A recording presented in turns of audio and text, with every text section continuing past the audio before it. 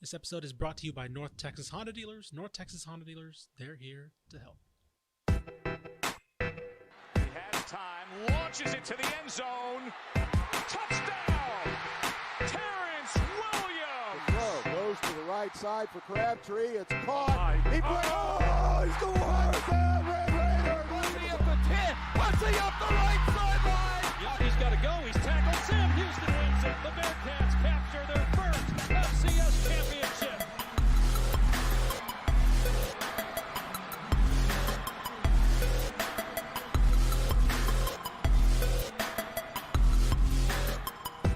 Welcome into the Republic of Football podcast. I'm your host, Carter Yates, filling in for Ishmael Johnson today because he's out with the sniffles. I'm running point for y'all today on this show. We got a two-man wolf pack. Mallory Hartley, everyone's favorite Mal pal, is over at Mission Control trying to get us up on Twitter right now. Yeah, it says we're up. I'm really loud. It says we're up, but I don't see us actually up on Twitter, so The people need to hear this. I know. I'm trying really hard, No, okay? you're doing your best. It's been a busy week for us. So It's been a huge week. I know, exactly. So I wasn't here for most of the day yesterday. Wasn't here for a lot of the day Monday, and now I'm just trying to keep it all together. And then now I'm going out of town tomorrow, and it's like, everything's just happening at once, you know? You've been lucky you've been out of the office because I'm drinking some emergency right now because the plague is going on out there in the office. And Ish It now, sure is. Ish now, because it has flown around my desk clump like 3 different times. So now Ish at the editorial desk is the first man to go down. So you should start drinking this emergency. It's like a kindergarten classroom out there.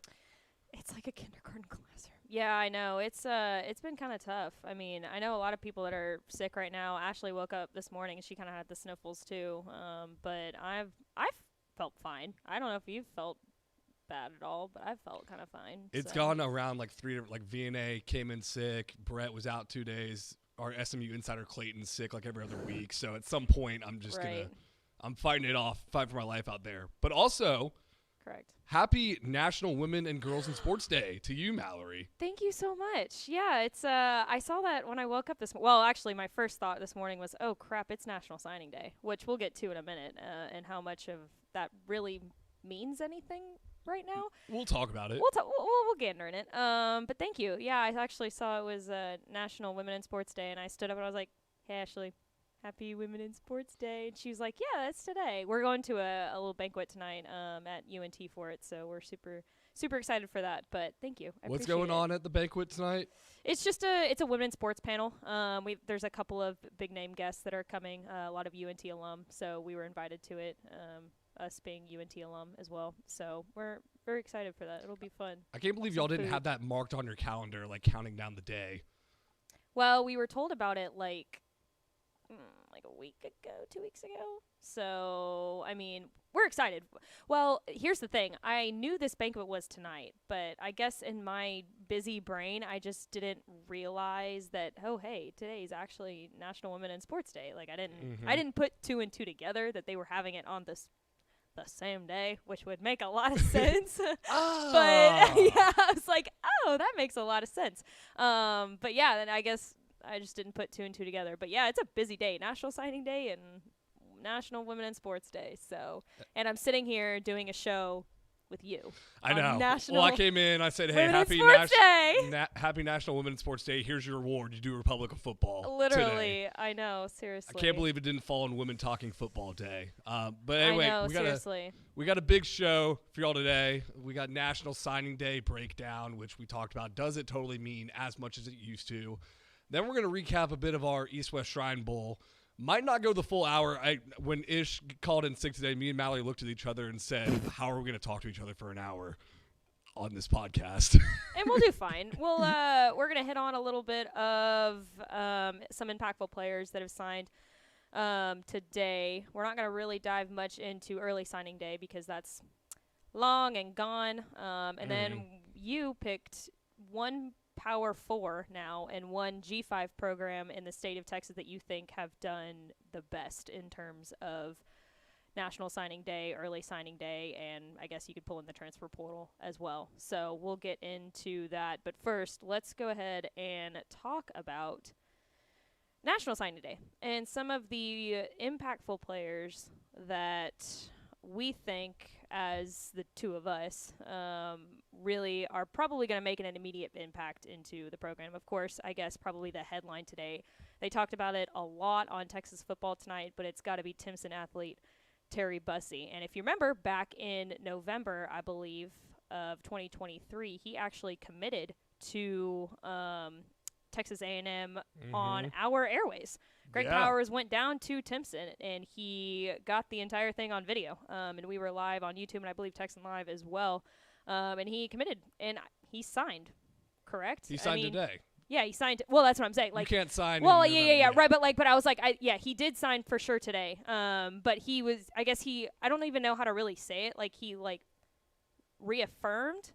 Well, that shout out Terry Bussey, man, because National Signing Day now in February has next to no intrigue because of the early signing period in December. I remember being in high school with all my friends on that February morning, refreshing Twitter for all the latest commits and announcements and the live streams of that. And there's next to none of that now. So shout out Terry. He did the whole 9 yards too. Like, he was posting visit pictures with LSU. Right. I remember Caden Durham, the Duncanville running back, tweeted out a picture like, hey, you come to LSU, twin? And he said, we'll see. So he was doing what he could. He absolutely to was. put some intrigue into it, all the while to go to Texas A&M. Huge win for Mike Elko and his staff. Yeah, and today, actually, Mike Craven is down there for the press conference. And he definitely said that, Terry Bussey's for sure going to be playing on the defensive side of the ball. Yes. He might get a couple of touches there on the offensive side, probably maybe on special teams kind of throughout the season, but he's definitely going to be established as a defensive player, cornerback, as you said. But, man, this dude, he is so much fun to watch. I mean, and you wrote an incredible feature on Terry Bussey right before state championships. And if you haven't read it, please go read it on TexasFootball.com. You actually also tweeted it out earlier today, right? Yeah, when he signed to A&M. Yeah, when he signed to A&M.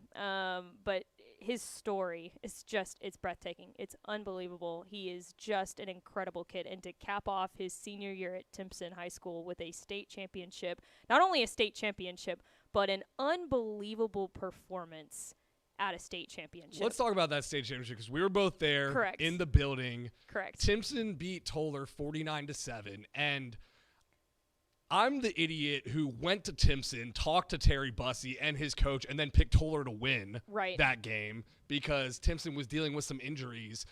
And that game is Terry Bussey almost single-handedly going to defeat Toller? And mind you, he did not, because DeCorian Johnson had a very good game for Timpson. They had a lot of good linebackers that played very well.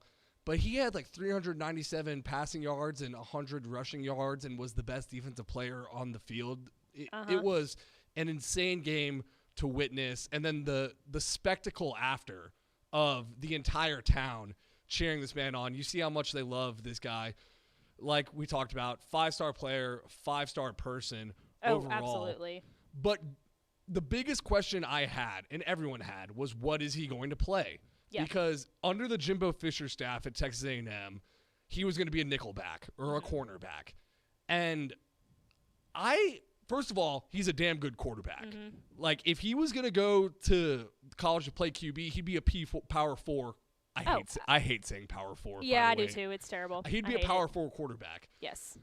But I think selfishly on my end, I think for a lot of high school football fans, I got to see him with the ball in his hands. He's too electric to not get the ball at all at the college level. Well, here's actually his stats his senior year. He had 2,096 passing yards, 28 touchdowns through the air, and just over 1,300 rushing yards and 19 touchdowns on the ground. So that I completely agree with you. I think he absolutely needs to get the ball in his hands. Now, let me ask you something here. Now, like we said earlier, it's probably been Texas A&M the whole time, right? But he flirted with LSU. He flirted, he flirted with Georgia. He flirted hard. Yeah. Yeah.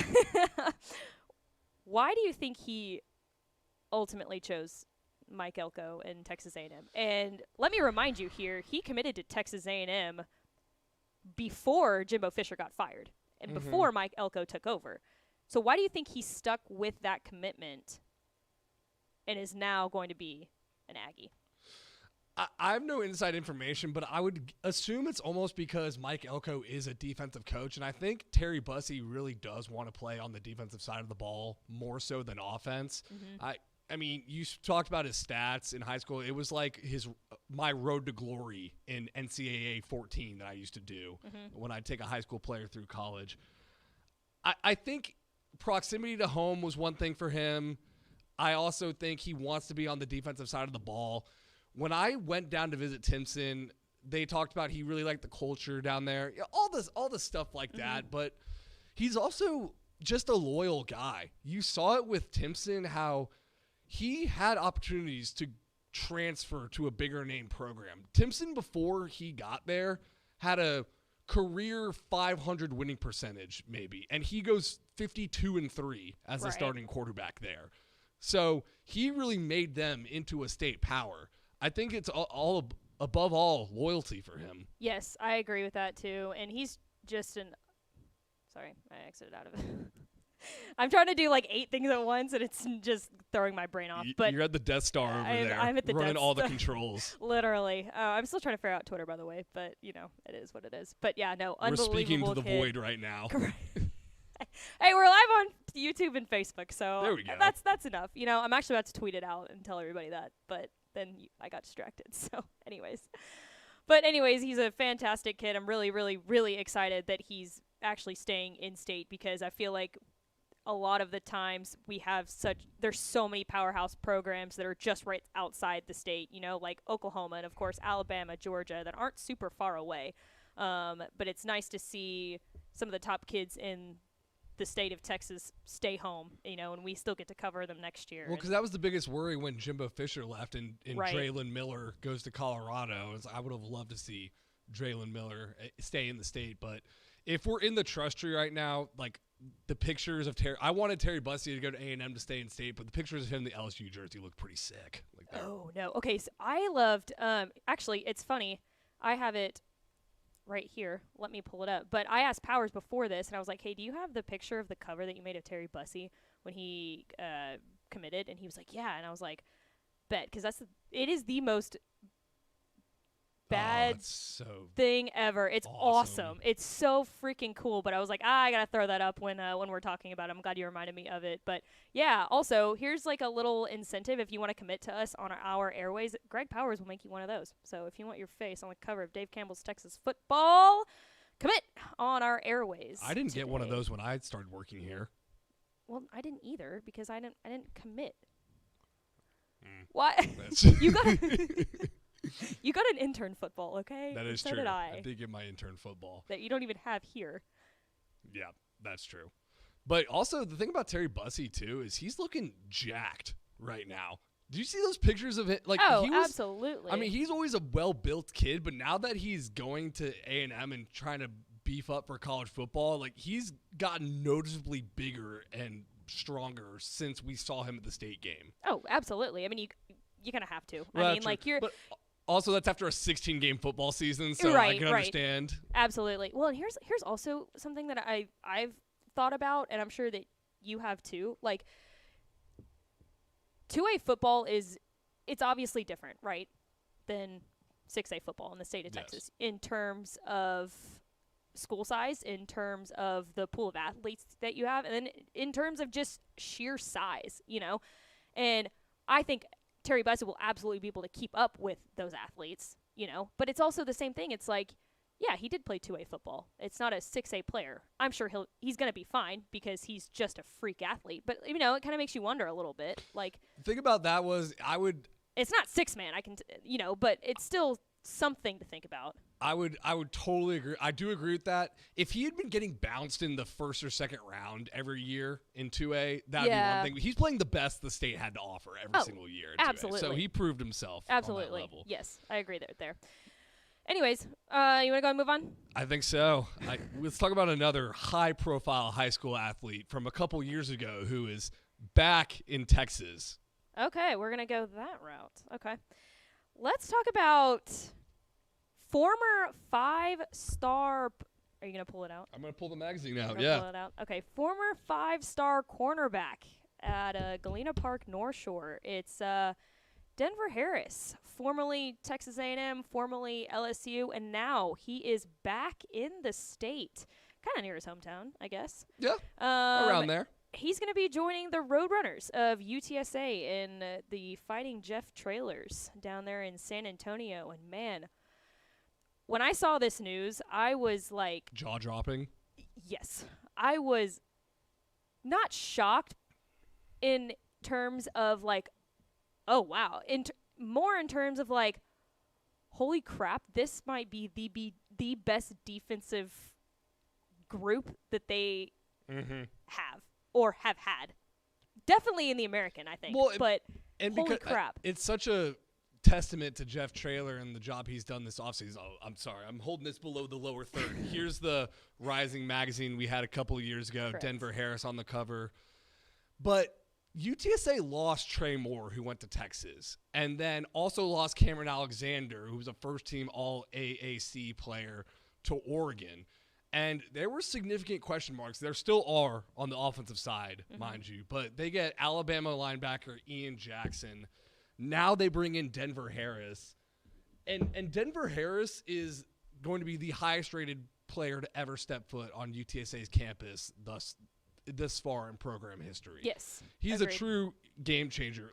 Now, let's talk about there's the good and the qualifier with Denver Harris. Let's talk about all the good first. He's a highest rated prospect.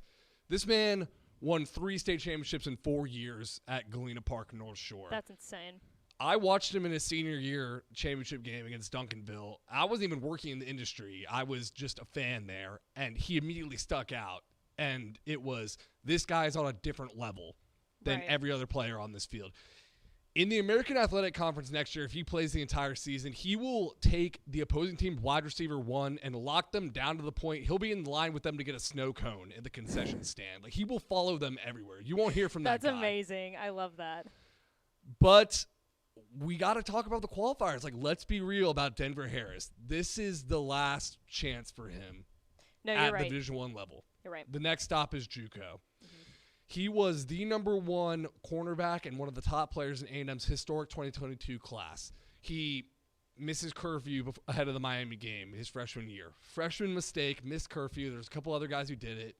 Then in week 8, he gets suspended again for a locker room altercation of some sort. Has to transfer to LSU. In fall camp, gets in a preseason fall camp altercation. And then suspended for week 1 of the season.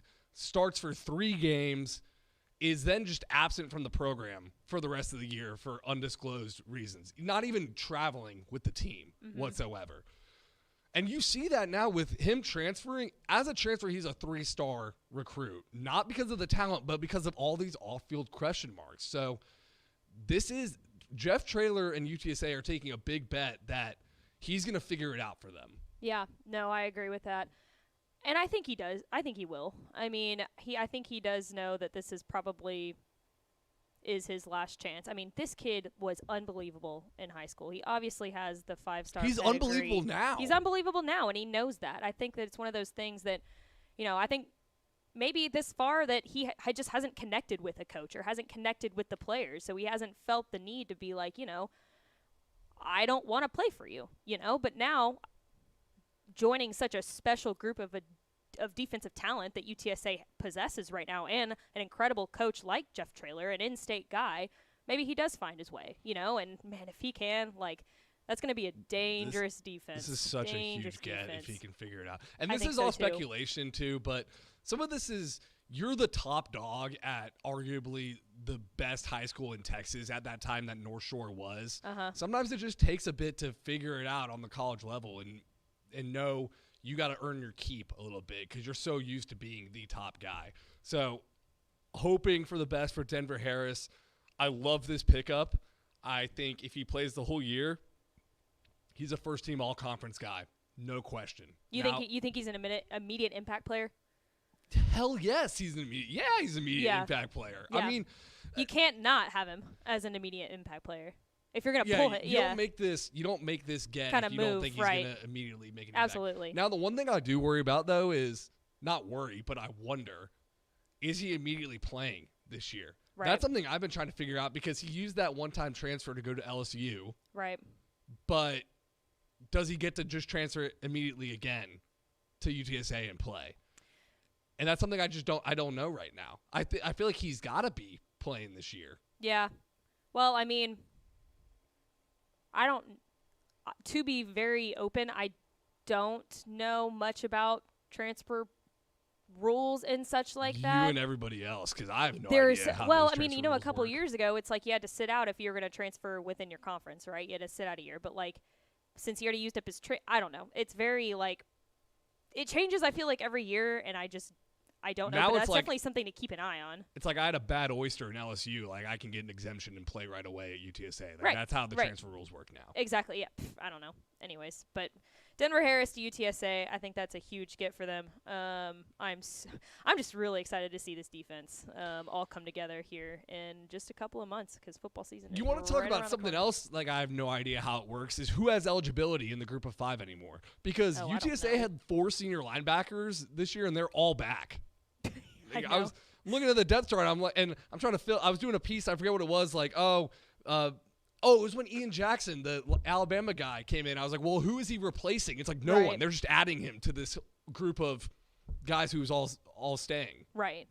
Well, and it's like we didn't know Frank Harris had another year left eligibility. Like he could have just come back out of nowhere and we'd been like, oh yeah, I accept that. Wait, you know? Frank like, Harris had another year? No, he didn't. Okay. But it's one of those things where it's like, well, he could have come back, and I don't think anybody would have batted an eye. They'd have been like, oh yeah, he probably has another year of eligibility. Did you you know, see how like I just believed it right there when you That's said it? what I I'm was saying. like, okay, yeah, he could come back for an 8th That's year.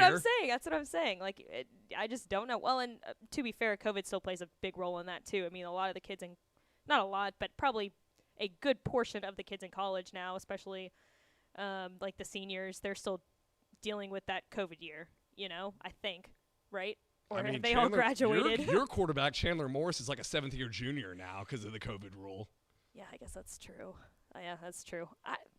I don't know. It's weird. I don't know who has We eligibility. should do on the show one day, guess his classification. Like, guess what if he's a junior, sophomore, redshirt. Yeah, okay. Who's that player that applied for a medical senior year? Alan Bowman, No, it wasn't Alan Bowman. Well, Casey Thompson, maybe it was Alan the Bowman. Miami guy who's been here 9 years. Yes, him. I don't know his name, but Yeah, I saw that's that. the guy I was thinking. I was like, how does that even work? How does that even happen? Oh, that Like, was red meat for all of college football. Twitter. Like, oh, this guy. That's what Can I'm you saying. believe? I hear about that guy more. When I tell people, oh, I'm a college sports writer. They're like, do you know about that Miami tight end who's there for a 9th year? Like, what is up with the NCAA right now? Literally, it just makes no sense. But anyways, Denver Harris is he's got eligibility left. He transferred to UTSA. Anyways, I wouldn't mind seeing It's, Denver Harris do 8 years at UTSA. That'd be awesome.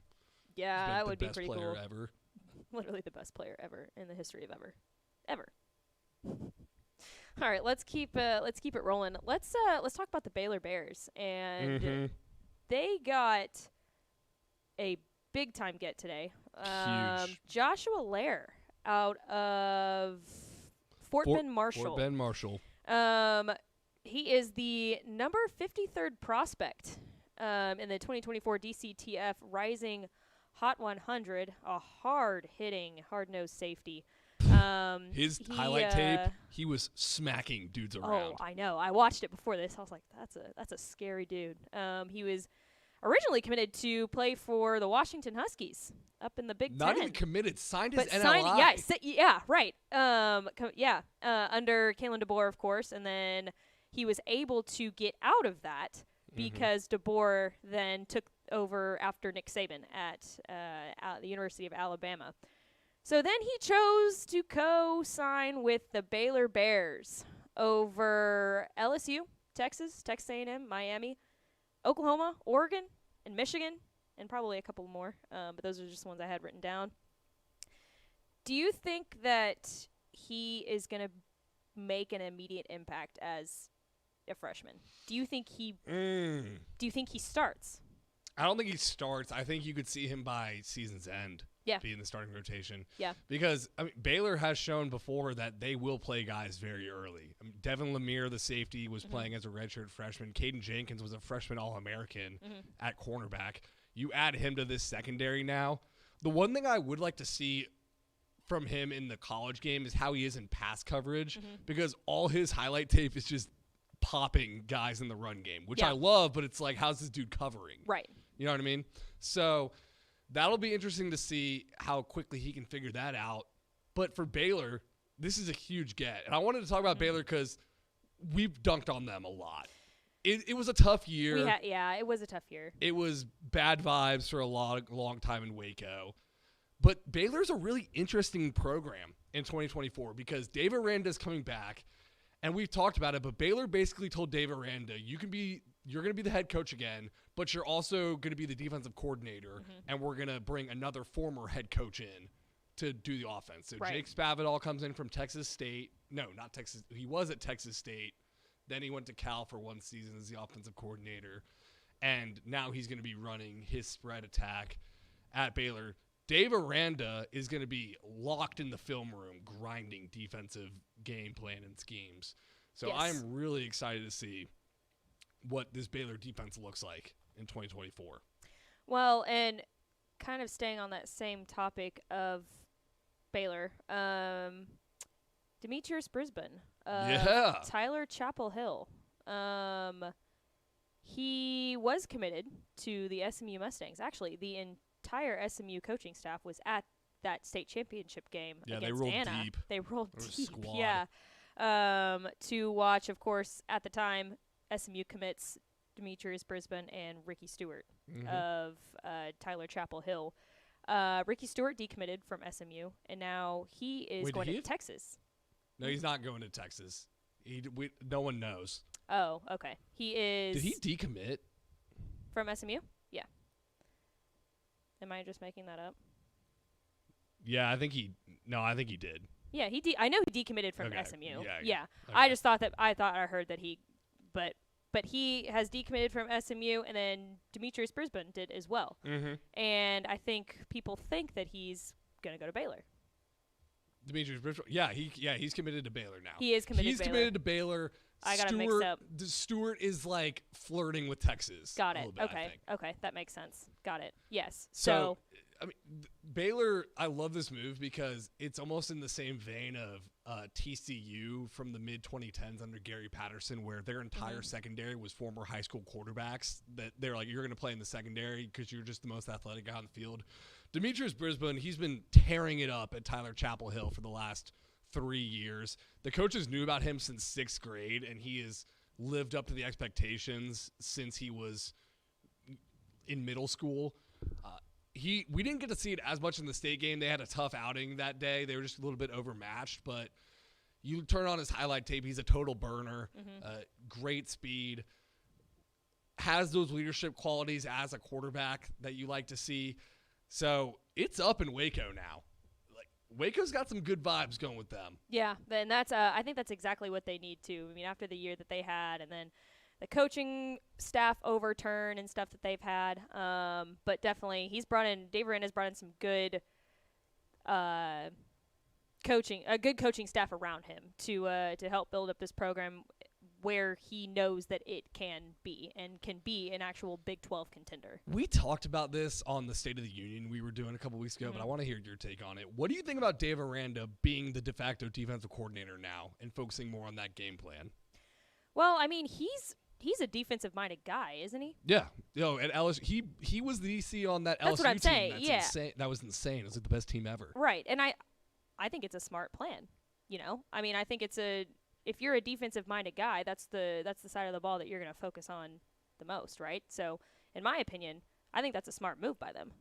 Yeah, it's. Or do you think it takes too much away from?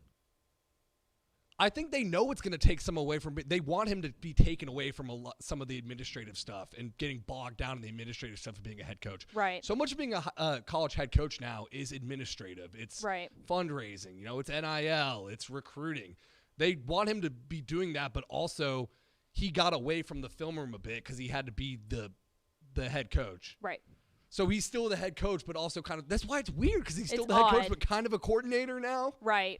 Yeah, it's very odd, but if that's what they think is best, I mean, right now I just feel like the vibes they're getting better in Waco, but they're trying to push them over the top. And I think any kind of move like that where it kind of eases the minds a little bit, they're going to go for it.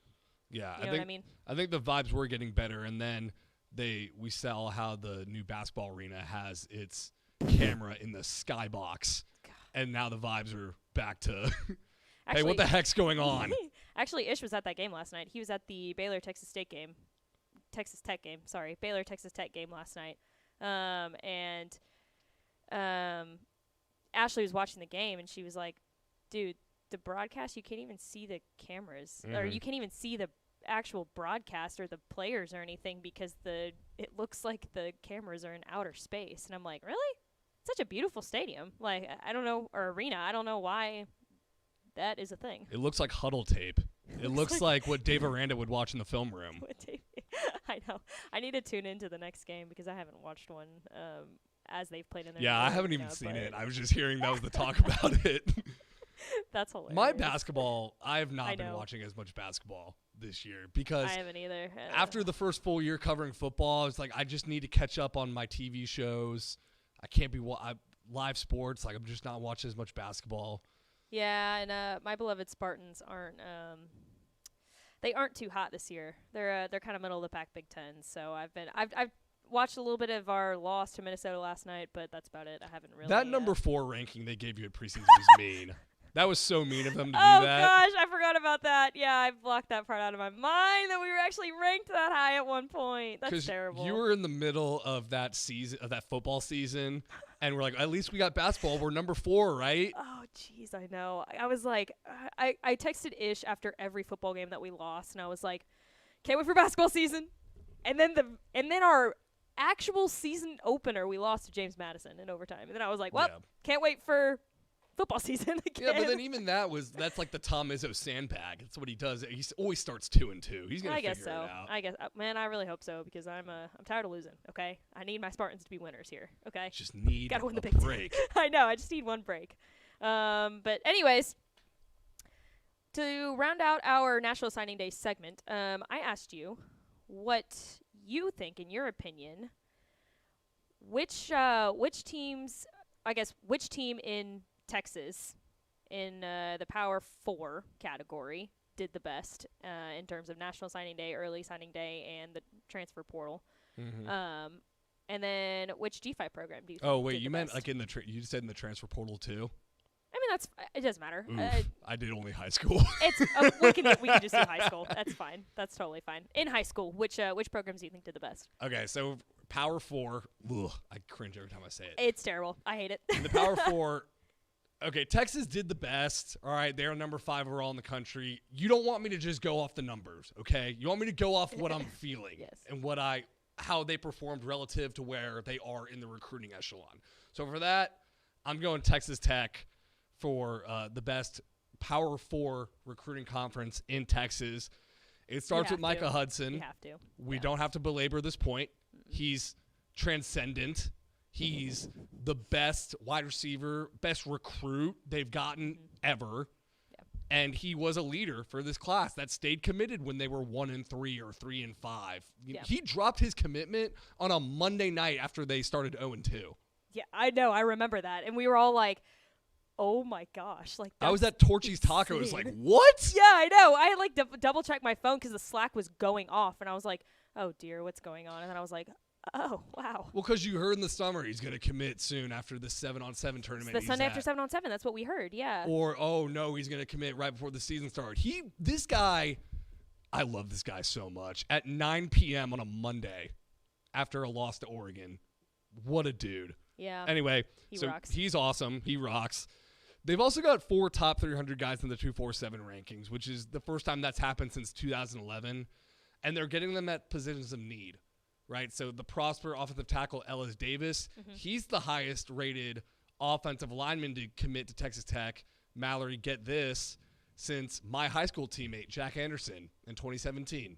Really? Yep. That rocks. Yep. He was the last He was number 90 overall. I saw Ellis Davis is in the hundreds or something, so he's the highest rated recruit since Jack Anderson. Oh, that's They've awesome. got their quarterback of the future in Will Hammond, who I said one time on an ROF Sunday show was a Church of Latter-day Saints Mormon guy who was going to take 2-year mission trip. Turns out, after further research, he is Church of Latter-day Saints, but will not be taking the mission trip. So he's starting right away. Just for everyone, just get that clear in the air. And then also Peyton Morgan from Pflugerville Weiss, who could be an instant impact guy for them in the secondary after they're losing Dadrian Taylor-Demerson, which we're about to run an interview with him on the East-West Shrine Bowl. And I'm going to give you my Carter Yates sleeper for Texas Tech, and that's Austin Crockett's Cameron Dickey. He was a high school quarterback who didn't like playing high school quarterback and was an awesome high school quarterback, but played safety and got like 20 tackles a game. He was the best runner on their team by far. He could spin the rock too, but he's going to play running back for Texas Tech. I think you stick him behind Taj Brooks, and it's not even like thunder and lightning. It's just thunder and thunder. Right. Like you thought you got a break from Taj Brooks, the bowling ball. Here's another one coming right at you. So I think that's Texas Tech's my Power 4 winner. No, I completely agree with that. And I think solely, I mean, like, obviously they're bringing in a ton from the high school's perspective, but I think just Micah Hudson pushes that over the top by a significant amount. You know, I completely agree with that. And then let's move on to G5. We can still call it G5. Who do you think I told you who I put. So you're already smiling. You know what? You need, because Michigan State basketball, you need something right here. So I'm going to my Drupal 5 winner, North Texas. Can you hold up the caw to the camera? No, I'll put it away. Do it. Yeah, let's go. North Texas is my G5 winner. And this came down to a battle between Texas State and North Texas. It was the Fighting Schmales versus the Malpals. This show. That's good.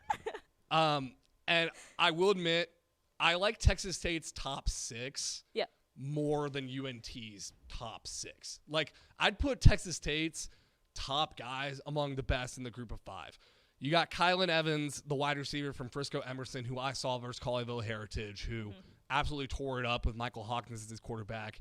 Brock Riker, an interior offensive lineman from Brock, is a Greg Powers certified guy that he was talking to me about.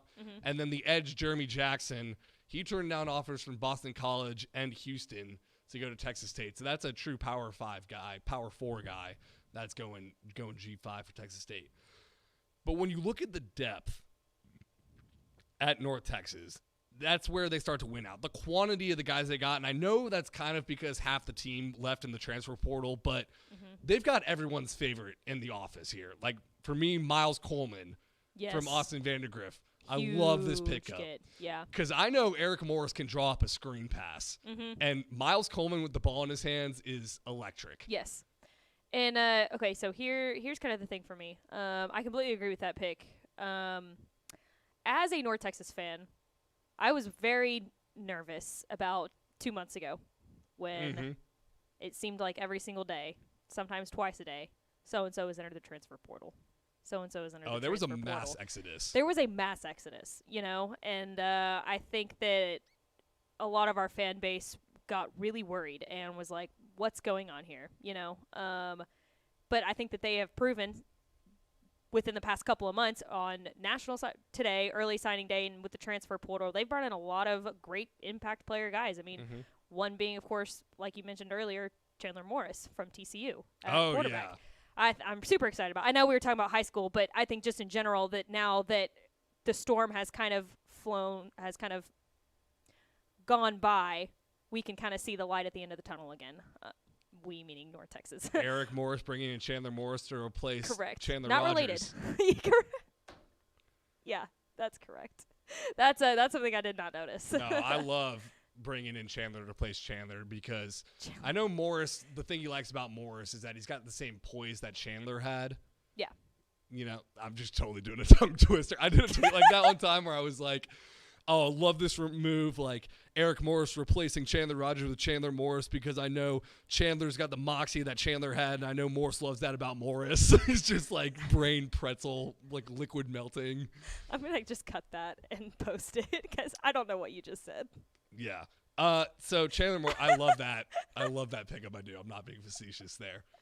I think he's going to tear it up in the AAC. Oh, I think he is too. Yeah, if he sticks with North Texas. Well, you're going to have to fight off the fighting Schmales. I know, and I don't like that. His father is now the passing game I coordinator. I know, and I'm scared. Can you tell Chandler Morris why he should stick at North Texas over Texas State? Give your case. Because Caw. Well, that and I think is not super convincing. Well, okay. Well, here's mine. I don't necessarily think that the Sun Belt is an easier conference. The Fun Belt. Sun Belt, Fun Belt. I think week in and week out, the American has tougher competition than the Sun Belt does. And I'm not disagreeing. I'm saying that is a take, though. And Schmel's watching this, he's going to be probably Schmel is so mad. Schmel's going to come in the office just sick as a dog. I know. Hey! What'd you say about the Fun Belt? What'd you say about But no, I think overall, I think the competition is tougher week in and week out when you look at the American as a whole. And I think that Chandler Morris recognizes, or hopefully does recognize, that he can obviously be an immediate impact player for UNT, because right now I don't want to speculate, but it kind of seems like to me that if he sticks at North Texas, he's going to... Well, him and Stone Earl are going to have a quarterback battle for the Stone ages. Earl's back, correct. Because Stone Earl beat out Chandler Rogers in fall camp. Yes, and correct. Chandler Morris beat out Max Duggan, who was second in the Heisman Trophy voting. Right. So it's going to be a clash of it's titans gonna be, in the fall camp. Yeah, but it seems like to me that they would bring in a Chandler Morris more or less to... He's starting, yes. Yes, yeah, he's starting. To be the starter, right. At Texas State, can you say that? I know that they've had a couple of transfer... Right, I know that they've had some transfer falling apart here. Yes, at the quarterback position, they've had some issues with Malik Hornsby and TJ Finley exiting. But in my case, I just think the competition is tougher, and maybe that's not what Chandler Morris is looking for, but him having experience at TCU playing really tough competition, I don't know. That's just my take on it. Chandler, here's some of the guys that you'll be playing with. Baron Tipton from Coppell, Will Wilkerson in office was freaking out about him because he went and saw him in the playoff game, and I think he had like 4 touchdowns or something crazy. That was the only recruiting tales from the road he wrote all year, which it's not his job to write them. Oh, that's hilarious. But I got one from Will after that because he was so impressed by Baron No way. Tipton. And then also 2 other Greg Powers certified dudes. Keep an eye out for Lake Travis safety Keandre Lewis. This is a guy no one is talking about right now. I think he was a transfer late, but he's 6'2", 190, well built. And North Texas could use some secondary help this upcoming year. Also, South Oak Cliff safety Kerry Williams. Actually, he's not safety; he's cornerback. Yes. Which I think Kerry Williams was the cornerback who had that super controversial PI call in the state championship game. Yeah, I think you're right. That everyone was freaking out about. Yeah, I think you're right. Did you see DISD launched a formal complaint about that too? Yes. It's over and done. Oh, it's not. No, I'm just saying, it happened. You think what you want about it, but it just, it happened. It's done. Yeah, I thought it, I mean, he's a really good player. Yeah, no, definitely. Yes. But, yeah, no matter what you think happened on the call, it happened. It's over. You know what I mean? It's fun to bring up, though. Because you just like controversy, don't you? You just relish in controversy and arguing with people, right? Or is that... Am I thinking of Schmale? You're thinking of a blend of both of us, probably. I'm thinking of a blend of Once you both sit in the host chair, you kind of become the same person. You know? Yeah, and I don't like that. I liked you better when you were at the side I liked host you chair. better when you were over there. When you were sitting across from you right now. All right, those are my G5 and P4 winners. I like them. I agree with you. I almost forgot the bonus. Okay. Our non-FBS winner, yes, Stephen F. Austin. I think they've got the best recruiting class in Texas. My favorite recruiting class in Texas. Correct. I agree with you. There's a couple of recruits I'm sure you're going to mention real fast. But we call this the all first team. First team all Braylon. First team all Braylon. Yeah. First team all Braylon because now don't get me wrong. For the people that are watching, you have an eye for recruits. You I really got do. an eye for talent. You have an eye for talent. You're very, very gifted in that realm. But you Well, gifted. I don't know about that. I you wouldn't are go that far. you are you're just a strong believer in in just these recruits, right? I see and some guys. Even if maybe they're I'll let you take it over from here. No, I see some guys and I fall irrationally in love with them. Correct. That's what I was getting at. Yes. And SFA got them all. Literally every single one of them. Every single one. Let's go through the list. First off, okay, Tarek Tate from Gilmer, the wide receiver. He was the best player on that state championship field when he played versus Belleville. Yeah, yes. And everyone watched him and was like, how does he not have Division I offers right now? Huge get for SFA. Mm-hmm. My guy, Cannon Limburg from Gunter. Cannon Limburg, who committed right here. Committed over right the summer. Where? No, actually, he was over there. He was over there. Sure. Yes. Okay. Well, I was about to say he was in my seat, sitting right correct. where I am, but he wasn't sitting where I am. He was actually over there. Oh, yes, correct. But he committed right in studio. He's the DCTF favorite. Yes. Stetson Surratt, who Mallory and I saw. Stetson Surratt. Mallory and I saw him have 3 receiving touchdowns and a pick 6, I believe, versus Mansfield Summit. Didn't he have? Okay, I think it was 1 pick 6, but he did have another pick. I think he had 2 picks, one of which being a pick 6 and 3 right? Or maybe I'm just missing something like that. But I remember asking him after the game, and I was like, okay, surely that's not what every game's like for you. Like, surely that was just an insane performance. And he's like, no, it's pretty much every time for me. Like, I'm pretty much used to it. That's literally what I said, and we just both looked at each other like, this kid's kind of good. I looked at Mallory, I was like, this guy rocks. Yeah, and then we immediately pulled up like his 247 profile, and we were like scouting him. Anyway, so that guy is a baller. He's a baller. And then I'm going to call this guy the most fun I had all year watching Texas high school football, Luke Ulrich from Colleyville Heritage. Okay, I never got to see him, but... Well, you missed out. I missed out. Because this dude was awesome. He was hurdling guys. He would have a play where he would get sacked for 20 yards and then run for 35 the very next play. I mean, he was all over the place. He single-handedly willed Colleyville Heritage to like 49 points. It was 58-49 or something like that. That rocks. Because it was Michael Hawkins for Frisco Emerson throwing dimes to Kylan Evans, who's going to Texas State. We talked about him. And then Luke Ulrich on Colleyville Heritage. So great. This would not be denied. That's so good. Yeah, so we were going to talk about SFA already, and then I was perusing X, the Twitter, and I saw he had committed to SFA, and I said, they've got my favorite recruiting class, bar none. Yes, no, I completely agree with that too. Also, somebody in the comments said, Scotty Walden just got the best recruiting class UTEP has ever had, and that's absolutely true. I don't know if you've been keeping up with that. That is true. Yes.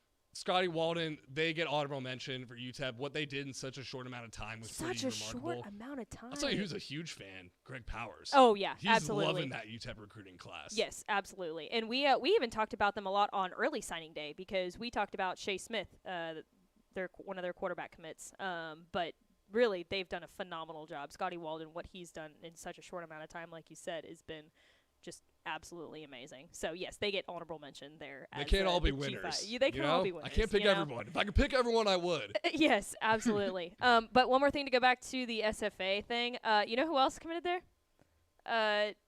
Do you know what I'm saying? No. Jake Gillespie. Oh, that guy was Son of Joe awesome. Gillespie. Son of Joe Gillespie. That's his son? Dude, new head coach of Waco Midway. Well, in that Alito demolishing of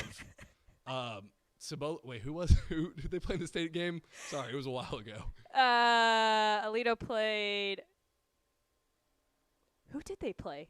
Oh wow, I totally did not remember this play. I'm so sorry to whoever. Keep talking. I'm gonna look it up. Anyway, Jake Gillespie decleated this one guy, this slot wide receiver. He came up from his safety spot and absolutely hammered this dude. I remember that play. I don't remember who they played, but I remember that play. That kid's a beast. So SFA, yeah, my favorite recruiting class in Texas. Why can't I remember? Ashley Pickles in the comments. If Smith and Valley, duh. Yeah, there Smith we go. and Valley because they jumped out on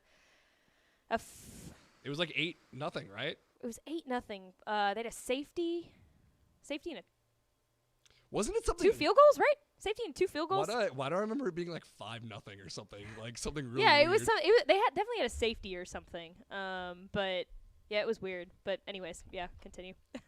No, that's all I had to say. He's awesome. He rocks. He's awesome. He He's awesome. destroyed someone. The whole stadium went, rah! It was crazy. Well, I was gonna talk about the Shrine Bowl a little bit, but we're already pushing an hour. So See, we didn't know if we could make it an hour. I know. We spent 50 minutes on signing day. I Do you want to know, just do seriously. quick thoughts from the Shrine Bowl? Quick thoughts from the Shrine Bowl. I can roll our interviews real quick if you want. They're only a couple minutes long. Sure. So Who do we got? Who we got have, first? Who did you talk to? You didn't talk to Josh Cephas. Ishmael talked to Josh Cephas, and then you talked to Adrian Taylor Demerson. Yes, from Texas Tech. So we'll go ahead and play those real quick just as a fun little nightcap There you to the go. Republic of Football National Signing Day because we had a lot of fun doing this. So here's our conversations with a couple players from the East-West Shrine Bowl. Carter Yates here with Dave Campbell's Texas Football. I'm here with Adrian Taylor Demerson, Texas Tech safety. Just wrapped up the East-West Shrine Bowl. First off, how do you think that game went? Oh, man, it wasn't exactly how we playing, man. You know, West Side, man, come out here and get the dub, man. We had a phenomenal week of practice, man. Our coaches were amazing, man. So this is just hats off to them and how much work they put in to us coming out here and being prepared for every snap. And then you're known as the Rabbit in Lubbock. How did you get that nickname? I got that name my first football practice, man. I was out there running around, first contact practice ever, man. And I was running around, scored a touchdown. My coach was like ran around like a little bunny rabbit. So that's how I got the name Rabbit, man. What's like when you look back at your Texas Tech career, obviously great career, what's kind of your favorite memory that comes to mind? Man, my favorite memory is walking out on senior night. My last time in the Jonesman, I will forever remember that moment, man. Walking out in all Raiderland just screaming, man. I'll never forget that night, man. What's a restaurant in Lubbock you're going to miss the most? Oh, Jazz Louisiana Kitchen. Right there on 19th, baby. What's the dish you got? I get the chicken a la mer double with the dirty rice and the veggies, the zucchini and squash every time. What was your favorite part about this week at the East-West Shrine game?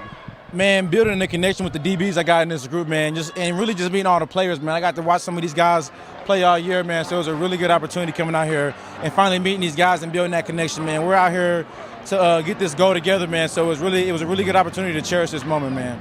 Do you have a favorite NFL team when you were growing up? I do, man. I'm a Broncos fan. There we go. I'm not going to lie to you, man. But I don't care where the hell I go, though, yeah. You'll go wherever. It don't matter, man. Wherever you're at. That's Adrian Taylor Demerson. I'm Carter Yates, signing off from the East-West Shrine Bowl.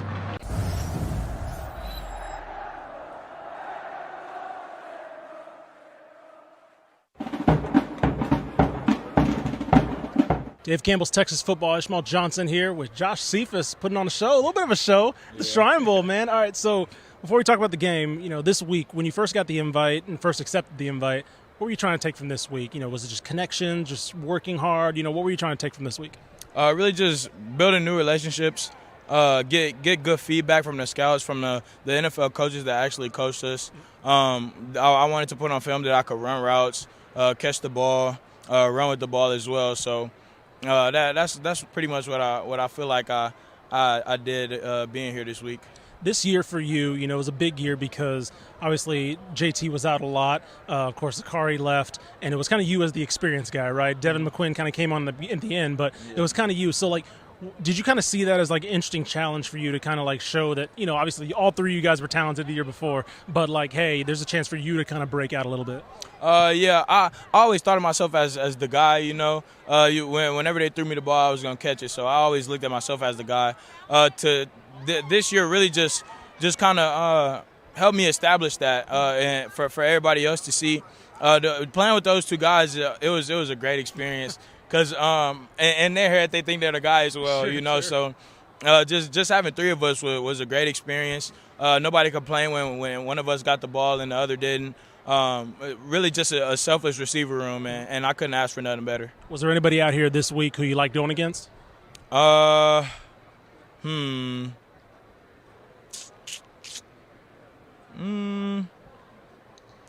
I say Jaquan Shepard was cool. Yeah, he's a good DB for sure. Okay. Yeah, I like going against him. Cool. So, what's next for you? How do you continue to prep and kind of put yourself out there a little bit more? Really just training, trying to get faster. I feel like that's probably my biggest weakness right now, which can help me create separation on the deep ball. So, really just trying to get faster so I can just execute on that and create more separation downfield. Sure. All right, man. Appreciate your time. Man, thank you. Thank you. Hope y'all enjoyed those interviews we had from the Shrine Bowl. That was Texas Tech safety Dadrian Taylor Demerson and UTSA wide receiver Josh Cephas. Mallory, we're almost wrapped up here. Did you have any final thoughts from the East-West Shrine Bowl game? What you thought of that whole experience? Was that your first one you went to? It was. I was really sad that the only Michigan State player did not play because of injury. Well, I was looking. There was a lot of guys that were there there. Were a lot that of guys did not play. that didn't play. They added Jatavion Sanders and Jonathan Brooks, and they just didn't play either. Yeah, no, they didn't play. No, well, Jonathan Brooks also tore his ACL. Yeah. I liked it just because of the sheer fact of how much access we got to players and coaches and stuff like that.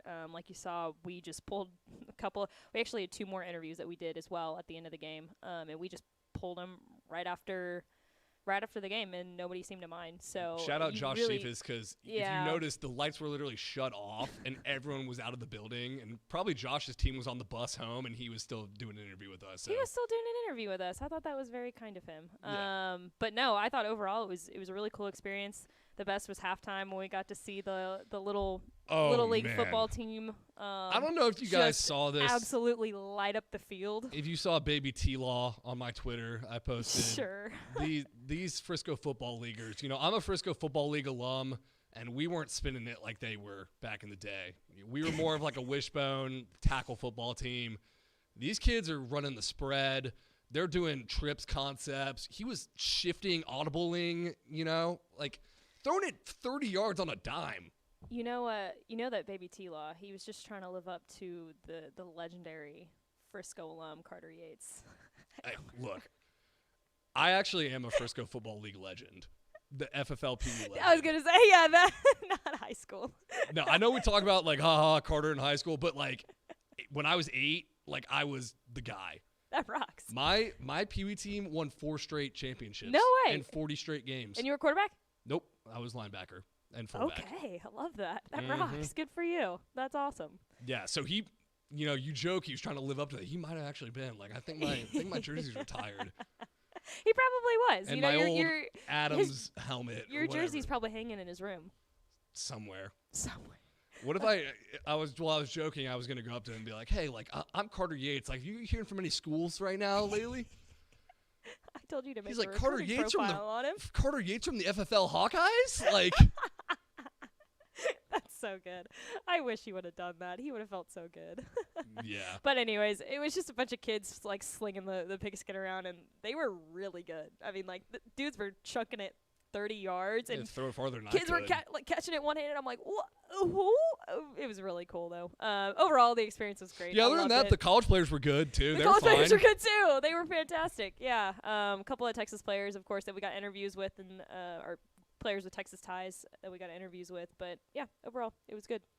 Yeah, I just hope they keep it in the Star for every year Correct. after this. I know they've gone around to, like, Vegas and – they do Alabama one time. I know the Senior Bowl was in – the Reese's Senior Bowl was in Alabama. Yeah.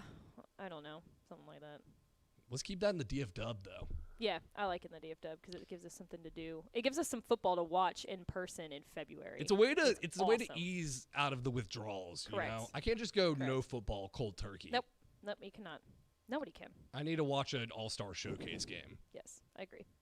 All right, well, that's going to do it here from us at the DCTF headquarters. As always, remember, Home Field Apparel, promo code DCTF. I'm your host, Carter Yates. She's Mallory Hartley running Mission Control. Heck yeah. And we'll see y'all next week. Question mark? No. We'll see y'all 2 weeks from now.